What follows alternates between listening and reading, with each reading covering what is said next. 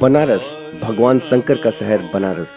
यूं तो बनारस के बारे में जितना भी कहा जाए उतना ही कम है।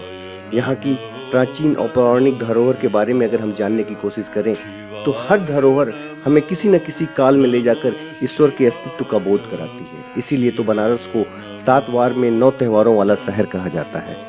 यह दृश्य है शिवरात्रि से एक दिन पूर्व मध्य रात्रि का। यहाँ पर दूर दराज क्षेत्रों से श्रद्धालु लोग आते हैं और स्नान करते हैं। स्नान करने के पश्चात लोटे में जल लेकर अपनी पंचकोसी यात्रा प्रारंभ करते हैं। यह पंचकोसी यात्रा के दौरान रास्ते में जितने भी शिव मंदिर पड़ते हैं उन पर जल चढ़ाते हुए 24 घंटे के पश्चात इसी स्थान पर वापस आते हैं। घाटों पर शिव भक्तों की ये भीड़ देखकर कोई भी अंदाज लगा सकता है कि भगवान शंकर के प्रति श्रद्धालुओं के मन में कितनी श्रद्धा है। और ये श्रद्धा अपार खुशियों भरा है, क्योंकि बनारस शहर के स्वामी भगवान शंकर का विवाह है। जैसा कि मैंने कहा कि बनारस के बहुत से स्थल ऐसे हैं जो अपने आप में कुछ पौराणिक गाथाओं को जोड़े हुए हैं।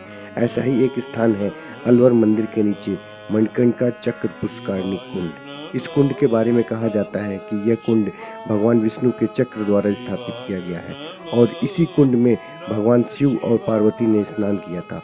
इसी वजह से श्रद्धालुगण इस कुंड में स्नान करने के पश्चात लोटे में जल लेकर अपनी पंचकोसी यात्रा का शुभारंभ करते हैं।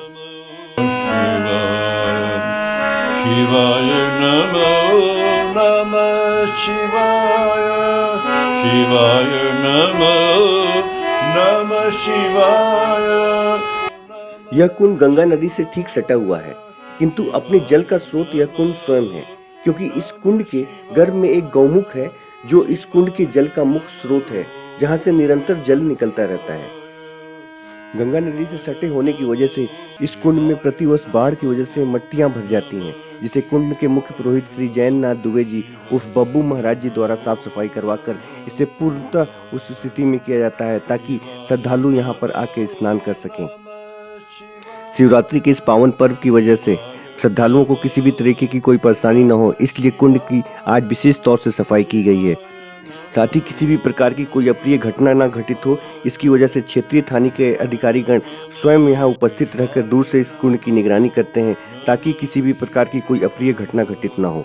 अब ये मणिकर्णिका स्थित चक्र पुष्करणी कुंड का क्या महत्व है, इसके बारे में इस कुंड के मुख्य महंत जैननाथ दुबे जी उर्फ बब्बू महाराज जी से ही बात करते हैं और उन्हीं से पूछते हैं कि इस कुंड की विशेषता क्या है और यहाँ से जल लेकर ये शिव भक्त कहाँ और कैसे कैसे जाते हैं। लीजिए बब्बू महाराज जी, महादेव आपको। महादेव महादेव। आपसे निवेदन है जरा इस कुंड के बारे में मुझे पूरा विस्तृत जानकारी दें।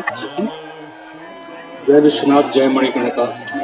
ना विश्वेश्वर समम लिंगम, ना काशी सदृशी पुरी, ना मणिकर्णिका समम तीर्थम, नास्ति ब्रह्मांड गोलके। काशी विश्वनाथ, माँ मणिकर्णिका, विशालाक्षी, अन्नपूर्णा, काल भैरव, ये मुख्य हैं काशी में।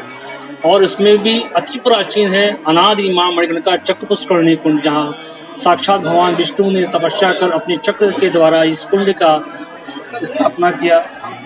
और इसमें प्रथम स्नान शंकर और पार्वती जी ने किया। काशी की आज शिवरात्रि के एक दिन पहले ये पंचकोशी यात्रा होता है, जिसमें मणिकर्णिका से शुरू करते हैं और मणिकर्णिका पे ही खत्म करते हैं। यहाँ से प्रथम यात्रा है का पड़ाव है कंदवा, भीमचंडी, रामेश्वर, कपिलधारा, शिवपुर होते हुए फिर ये मणिकर्णिका पे ही अपना पूर्णाहुति करते हैं और विश्वनाथ जी का आशीर्वाद लेके चले जाते हैं। काशी की कोई अंतर्गृह यात्रा या पंचकोशी यात्रा ये मणिकर्णिका से शुरू होती है और मणिकर्णिका पे ही खत्म होती है, क्योंकि 80 से वर्णा तक में जितने भी घाटे हैं वो सिर्फ घाटे हैं, लेकिन मणिकर्णिका तीर्थ है।